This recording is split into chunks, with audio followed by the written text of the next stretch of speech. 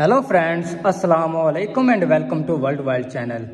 Unsinkable Titanic जो कि दुनिया का सबसे बड़ा लग्जरी और महंगा तरीन बहरी जहाज़ है, जो 10 अप्रैल 1912 को अपने पहले सफ़र को निकला और वो 2 ही घंटों में अटलांटिक ओशन में 2:40 में डूब गया था।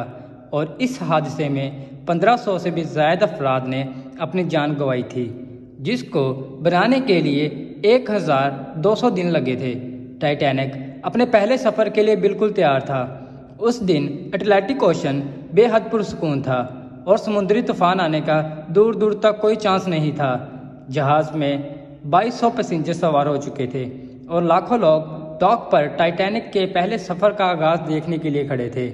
ना ही पैसेंजर को, ना ही अलविदा करने वाले लाखों लोगों को और ना ही टाइटैनिक के अमले को मालूम था कि जो जहाज़ कुछ ही देर में रवाना होने वाला है, उसको बनाते वक्त कुछ ऐसी गलतियां की गई हैं जो उस जहाज़ को बदतरीन हादसे का शिकार बनाने वाली हैं।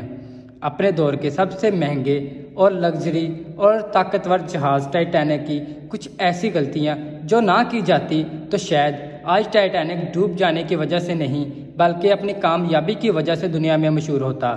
आखिर ऐसी कौन सी गलतियां थी जो 40 साल एक्सपीरियंस रखने वाले टाइटैनिक के कैप्टन एडवर्ड स्मिथ को भी नज़र नहीं आई।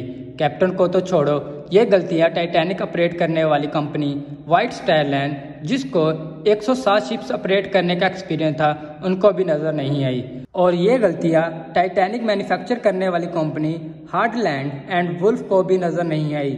उन्होंने टाइटैनिक से पहले 500 से ज़्यादा शिप्स मैन्युफैक्चर की थी। टाइटैनिक की कंस्ट्रक्शन 1907 में शुरू हुई और तकरीबन 3 साल का वक्त और हज़ारों वर्कर्स की मेहनत के बाद जहाज़ को तैयार कर लिया गया। अब जहाज़ पूरी तरह से तैयार हो चुका था, लेकिन इसको टेस्ट करने का फेज़ अभी बाकी था। टाइटैनिक बनाने वालों का उस पर भरोसा तब मज़ीद बढ़ गया जब टाइटैनिक ने अपना पहला टेस्ट मुहिम कामयाबी से पार कर लिया था।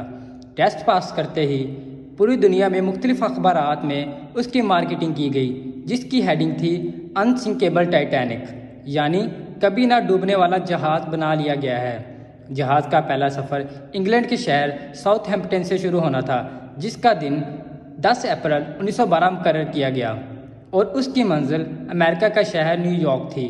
टाइटैनिक के इकोनॉमिक क्लास में सफ़र करने की कीमत $30, जबकि फ़र्स्ट क्लास में सफ़र करने की कीमत $150 थी। आखिरकार वो दिन आ ही गया जब टाइटैनिक अपने पहले सफ़र का आगाज़ करने वाला था। Mistake number 1। दोपहर को ठीक 12 बजे टाइटैनिक ने अपने सफ़र का आगाज़ कर दिया और साथ ही टाइटैनिक की गलतियां सामने आने शुरू हो गईं।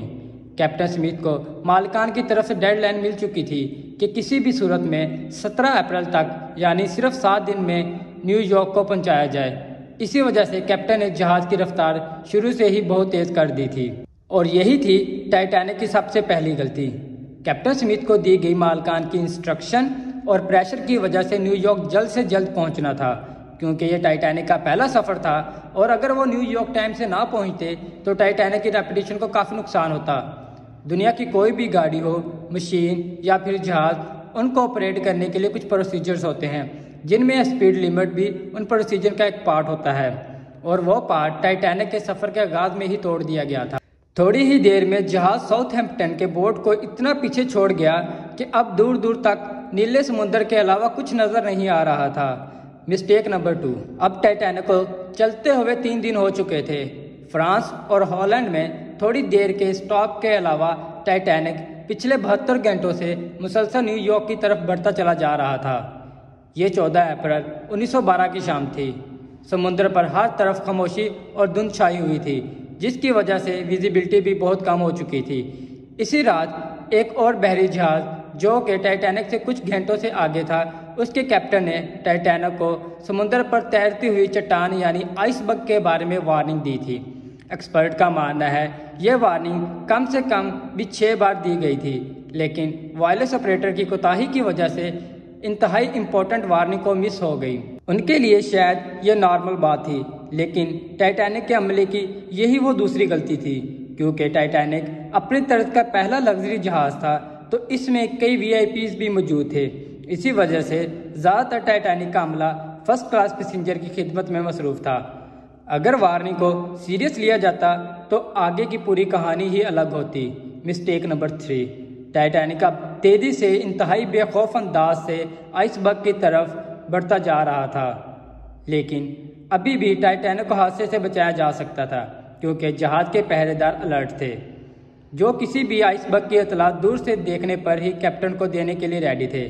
لیکن دور سے دیکھنے کے لیے ان کے پاس ایک چیز موجود نہیں تھی، اور وہ چیز تھی دوربین۔ پہرے دار الرٹ تو تھے، لیکن دوربین نہ ہونے کی وجہ سے وہ آئس برگ کو دور سے نہیں دیکھ سکے، اور یہی تھی ٹائٹینک کی تیسری غلطی۔ آئس برگ کی خبر کیپٹن اسمتھ کو اس وقت ہوئی جب ٹائٹینک کے پہرے داروں نے خبر دی کہ جہاز کے بالکل سامنے ایک فٹ بال کی فیلڈ کے جتنا آئس برگ ہے، لیکن اب بہت دیر ہو چکی تھی کیونکہ آئس برگ انتہائی قریب آ چکا تھا۔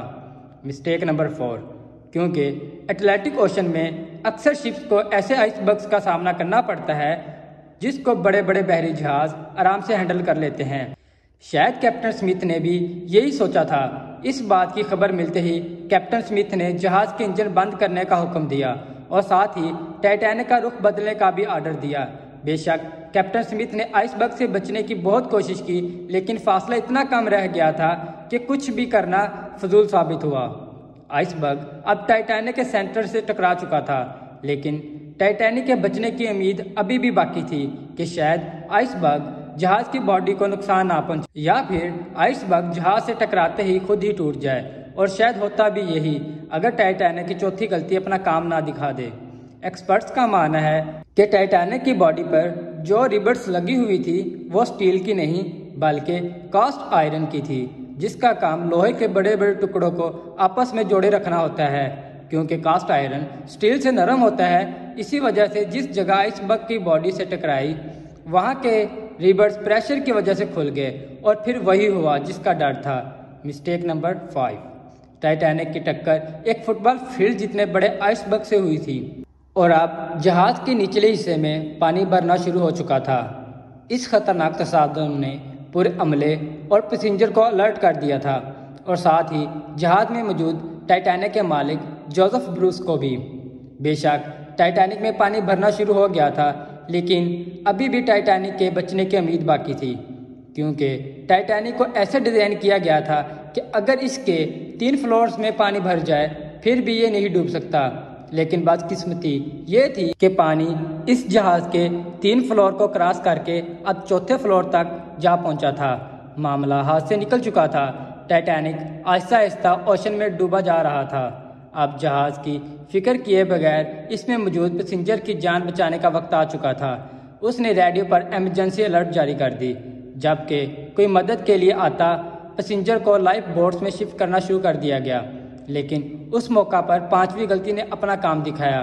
جی ہاں، جہاز میں ٹوٹل 32 لائف بوٹ کی جگہ تھی، لیکن کوتاہی کی وجہ سے صرف 20 بوٹ ہی رکھی گئی تھی۔